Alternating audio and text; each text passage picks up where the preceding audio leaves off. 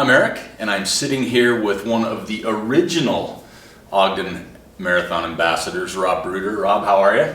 Good, thanks for having me. So I understand that you were one of the original first-year Ogden Ambassadors, and there's 5 remaining from the original crew, is that right? That's correct. Yeah, and so that was about 2017, does that sound pretty close, 2016, 2017? Yeah, that sounds about right. Right, and how did you become an Ogden Marathon Ambassador?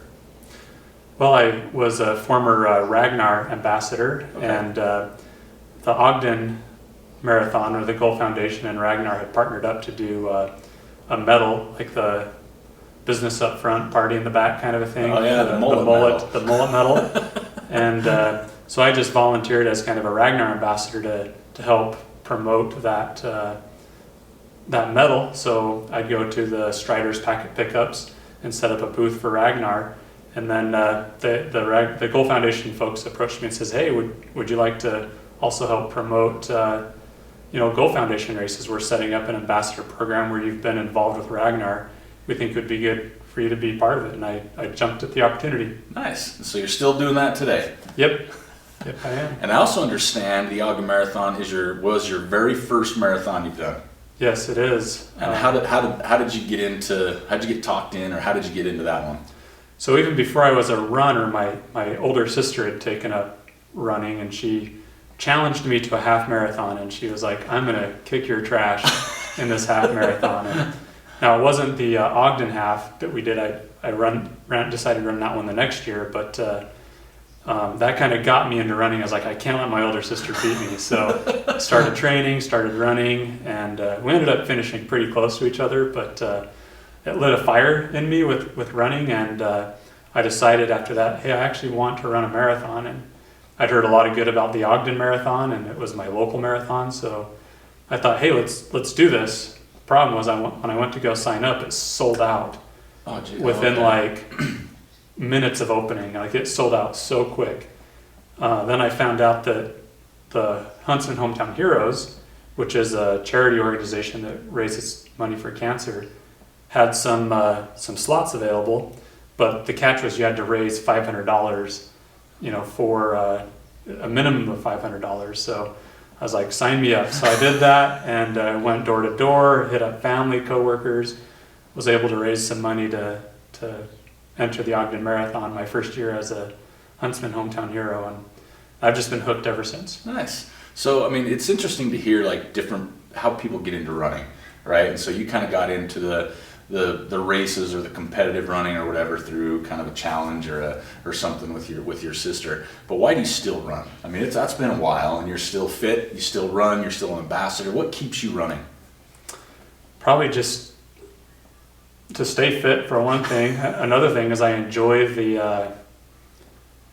waking up early on a morning. I love audiobooks. So okay. Yeah. My I guess personal therapy is waking up early before anyone's even awake, when it's still dark, getting out on the road and listening to a good audiobook and just hitting the pavement.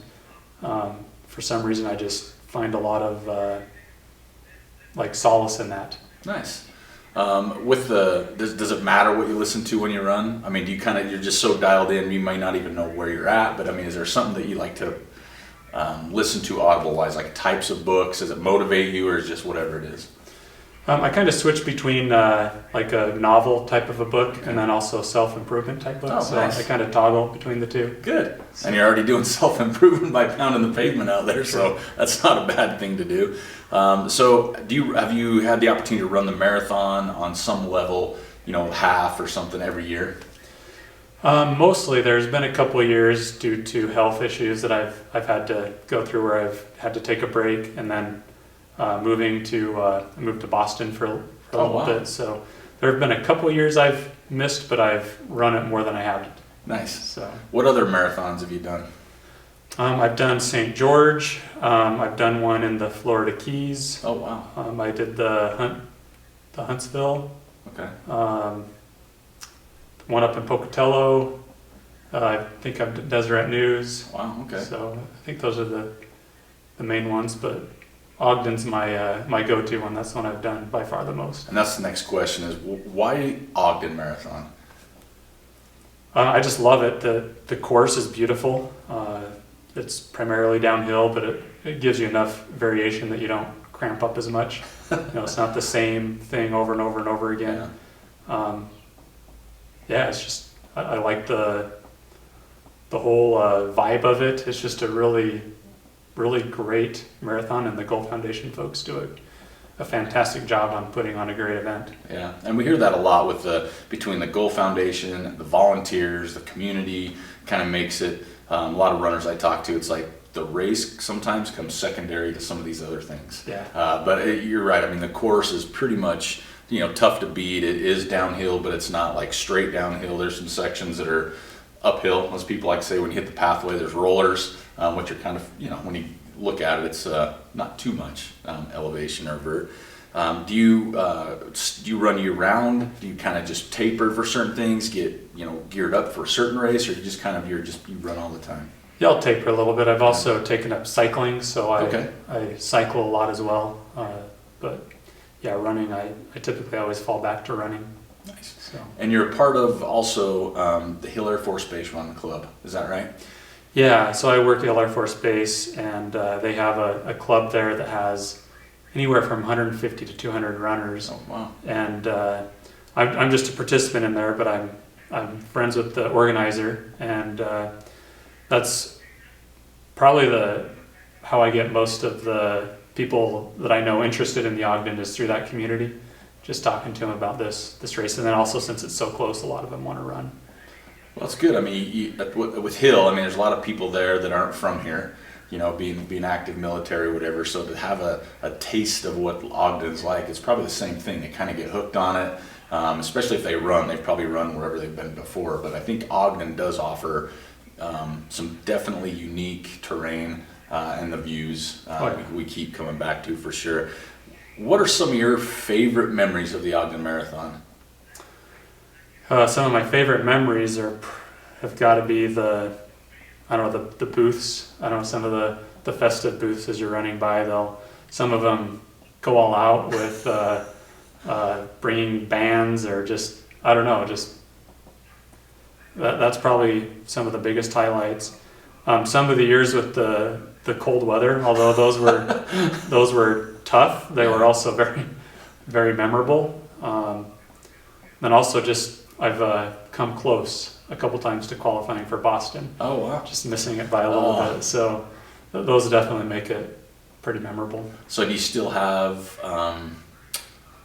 maybe do you still want to qualify for Boston? Are you still looking to do that? Or? Yeah, I think that's still a goal eventually to qualify. I need to get my butt in gear and work hard for it again. So. Well, it's interesting when you talk about the course and the race and the aid stations with the things. That can be such a lift for a runner. When you're coming into an aid station, you've got the handing you water, kind of got that fun vibe to it and everything. When you could be in a place where you're a little down, they kind of help pick you up and maybe get you to the next one, and they get you to the next one. I love to hear the story. Like, what's it like when you get on Grant and you can see the finish line? As you get closer, there's more people there. I mean, is that a great experience? Oh yeah. A lot of times at that point you're like, okay, don't cramp.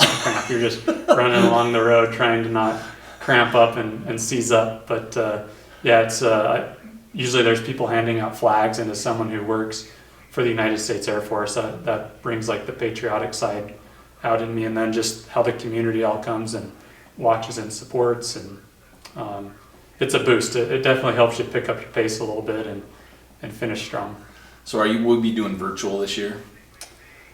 I think so. Yeah. What do you have plans? Do you have plans for the half, the full? I think probably most likely the half. Okay. And any plans for the half at all, or just you're gonna go do it on your own course? Have you picked a place yet? You're gonna be doing that?